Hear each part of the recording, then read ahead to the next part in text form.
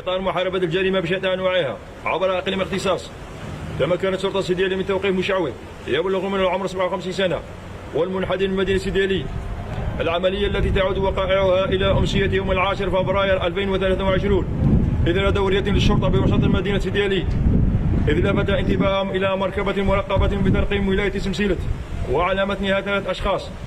وبعد تفتيش المركبة والركاب ضبط بحوزة أحدهم قرابة 90 حرزا خاصا بالشعوذة والسحر.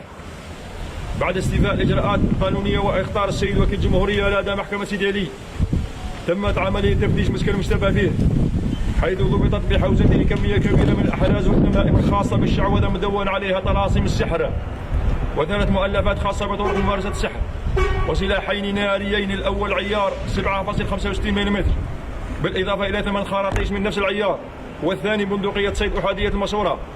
كما بين التحقيق أن المشتبه فيه لا يحوز على أي وثيقة ترخص له بحيازة واستعمال السلاح الناري. بعد استكمال الإجراءات القانونية سيتم تقديم المشتبه فيه أمام السيد وكيل الجمهورية لدى محكمة سيديلي بمستغانم.